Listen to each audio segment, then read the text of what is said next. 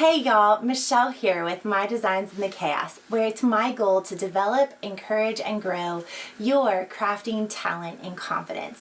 And this month, school is back in session, crafting school that is, and today I'm going to be walking you through step by step how you can take a basic bow and really add a little spice and personalization to it, utilizing Cricut's Infusible Ink.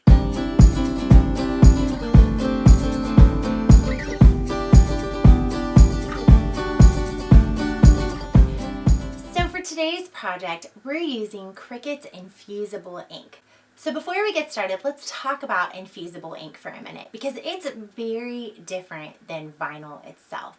Infusible ink is not only different in the way that it feels, but also on the finished product itself. So on the finished product, when you're working with vinyl, you're actually leaving something on the finished product. You're leaving the vinyl on there.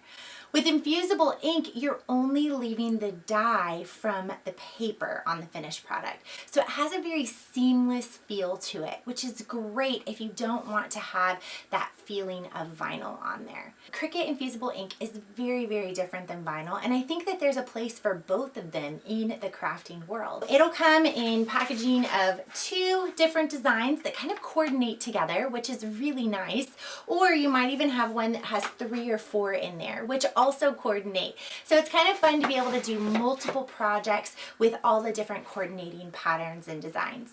For today's project, we are using this beautiful mermaid Cricut Infusible Ink, and so there's a whole bunch of different patterns on there. If I wanted to coordinate a matching shirt or maybe a little design to go on some shorts or something like that. So it's really fun to be able to mix and match all the different patterns with one another. So what we're going to do now is we're going to go ahead and open up the container, and now you can see here on each one of the Cricut Infusible Ink packages, you can see all the patterns that come inside that packaging are going to be listed right up here at the top. So this one comes with 4 different 12 by 12 sheets, and I can see the 4 different patterns right up here at the top. Some of them come with just 2, some of them come with 4, or there's different ones that you can grab, but I got this one that has 4. Now, once you open it up, it's going to be inside this black pouch. So you can go ahead and open up the black pouch, and you'll see all of your Infusible Ink sheets are inside there. Now, when you're looking at these Infusible Ink sheets and you're looking at this packaging, it looks way less vibrant. What happened? That doesn't look anything like what this looks like here on the box. But don't worry, it's going to show up extremely vibrant. It's supposed to look a little more muted. Once it's applied to the final product, I promise it will really pop. And so you can see here all of our different options. We've got the purple mermaid scale. We've got this beautiful stripe option, a granite color. There's one more sheet in here that we're missing. Here we go. It's our ombre color. It's like a rainbow ombre. So these are the 4 sheets that we've got inside. Now, when you open it, you're gonna feel, it is a very different feeling than vinyl. It's very thick. When you peel the corner up, you'll see that it's super, super thick, and this carrier sheet that's on the back, that's the sticky part. The Infusible Ink itself is not actually sticky. And so the carrier sheet though is the sticky part, and it's pretty thick there. So just keep that in mind. So in here we also have, these are the butcher sheets that you'll use to cover up your Infusible Ink when you're pressing on them. So we want to hang on to these. We'll put these over here on the side, and then it also comes with a little cloth so that we can remove any dirt or dust off of our item before we are applying it. So like if we were using a coaster or a mug or something like that, this would be really, really a handy dandy tool. Okay, so from there, what we're going to do is we are going to pick out which one of these colors I'm going to use on the bow, and I think I am going to go with, it's just a monogram initial, so I think I'm going to go with the mermaid scales. So I'm going to go ahead and put this over to the side, and then what we're going to do is we're going to go ahead and we're going to get the mermaid scale pattern here onto our cutting mat. Now, I like to use a generic cutting mat. I like the flexibility of it. It's really, it's very sturdy. It holds up. And so what I'm gonna do is I'm gonna go ahead and I'm going to place my infusible ink sheet here onto my cutting mat. Now, here's the thing, is when it cuts, it's going to be cutting the design right here. So I want to make sure whatever color I want that to be, if I want it to be this darker side or I want it to be over here on this side, I have this in the correct spot. Or the other option is to make sure that my design is located on my mat in the shades that I want in the location here. So like if I know that I want this color shading, then inside my software, I need to make sure I move that design so that when it cuts over here on this side. So just keep that in mind. Now, like I mentioned, you're going to be placing it with the carrier sheet face down. And then what we're going to do is we're going to cut it right here on our machine, and we need to go ahead and make sure that we mirror our design, okay? Because we're going to be placing it face down, and if we don't, when we place it face down, it'll be backwards, okay? So I'm going to go ahead, I'm going to go over to my machine, and I'm going to cut out my initial that I'm going to put on my bow right now. Now, inside my cutting software, all I did was I picked out a font, and I'll link the font below for you, and I typed out a letter and I added a little heart to the side of the initial. And then I sent that to my machine to cut.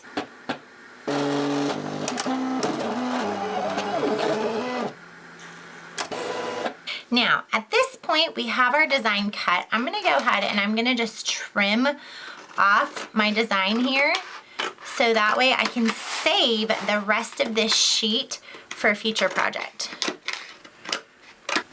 Now from here, it's time for us to go ahead and weed out our design, which just means we're gonna remove everything that's around the outside edges of our letter. So this carrier sheet is a little bit thicker, a little bit different feeling than vinyl. It's gonna feel like kind of like a thick cardboard almost. And so you're gonna wanna remove everything that is not your design here off of that carrier sheet.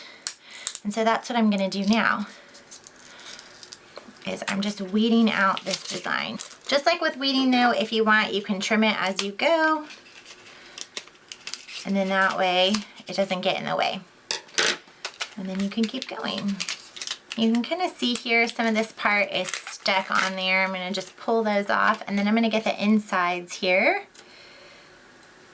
Weeding infusible ink can be a little tricky sometimes. It's a much, much thicker material. So don't be afraid to get in there and peel it off. At first it's gonna feel like, am I supposed to be peeling this much of the paper off? But it's really thick. It's very different than when you're peeling heat transfer vinyl, or even when you're weeding out adhesive vinyl. So that takes a little bit to get used to, but don't worry, keep going. Just ensure that your cut lines are on there. And if you see your cut lines, you should be good to go. Cricut does have their own brand of very specific blanks that you can utilize with this infusible ink. Today, I'm going a little rogue. Shh. So I'm using a blank that is not technically a Cricut brand blank, but I wanted to experiment and try it out and see what our results would be. Today, I'm using a white Hairbow that I just got from my local superstore, and I am going to be adding that infusible ink onto that Hairbow ribbon. Now, if you really wanted to get crafty, you could probably even make your own Hairbow and possibly add the infusible ink to those as well. But today we're just going to be looking at adding the infusible ink to a pre-made Hairbow blank. We're going to take our blank, we're going to remove it here off of the backing. And then this design is going to go right here onto the tail of the bow.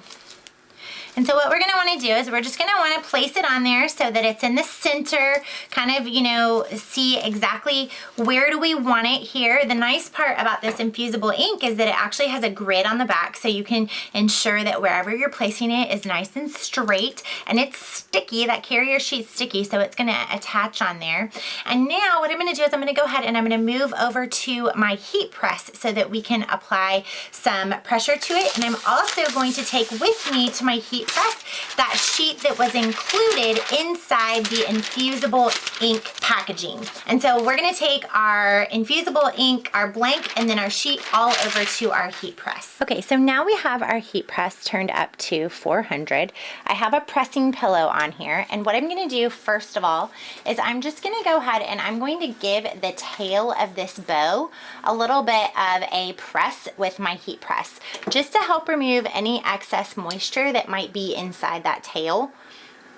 I'm just gonna do it for a few seconds. It just flattens it out and it helps to remove any excess moisture, so that way the infusible ink really soaks in to the ribbon pattern itself. Now what we're gonna do is I'm gonna go ahead and place that A, just like what we talked about before. I'm gonna use those guides from the infusible ink on there, and then I'm gonna go ahead and just place it right there into the middle of that bow. And then that carrier sheet is sticky, so it will go ahead and it will adhere for me. And then I'm gonna use that paper that came with the infusible ink to place on top of it. Now, I also have a Teflon sheet attached to the top of my press, but I wanna just use that paper as well, just as like safe measure. And then what we're going to do once it's all in place is I'm gonna go ahead and I'm going to push my press down, and we're gonna hold it for about 30 to 40 seconds. Okay, and then I'm gonna go ahead and I'm gonna lift it up, and then I'm gonna go ahead and I'm going to remove this and then peel up my infusible ink sheet. And then let's go take a closer look at this over at the desk. Okay, so we did already peel this off, but I wanted to show you guys a little bit closer. So this is what the infusible ink sheet ends up looking like, and that will be trash. And then this is what it looks like here on the bow. Now, a couple tips for when you are pressing your bow, or whatever it is that you decide to apply this infusible ink to. Depending on the type of ribbon, you want to make sure that you test out a small sample first, because you don't want it to melt on you and then ruin your whole project. You might also want to turn the temperature on your press down to like 385 instead of 400 like I did. If you use 400, make sure you don't press it for longer than 30 seconds, otherwise it will melt the ribbon. But if you're at 385, you might want to stick to 30, maybe 40 seconds. Didn't that turn out so adorable? So now it's a really cute personalized hair bow, and you could totally do another heart on this side if you wanted to, but now there's nothing on there. It is completely infused into the fabric itself. Now, with this infusible ink, it's a one-time use deal.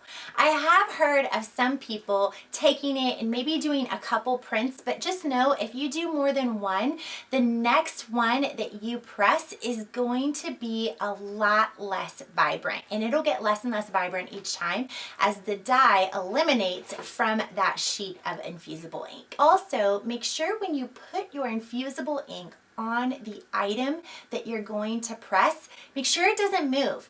If it moves around at all, that's where you get a shadowing or like a halo effect behind it.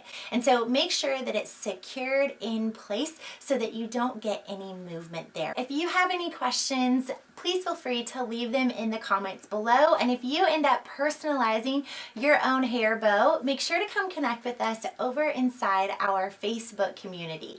I would love to see what you are creating. And until next time, I encourage you to stop just collecting and start actually creating. And remember, there's no wrong way to craft. I'll see you back in class tomorrow. Bye.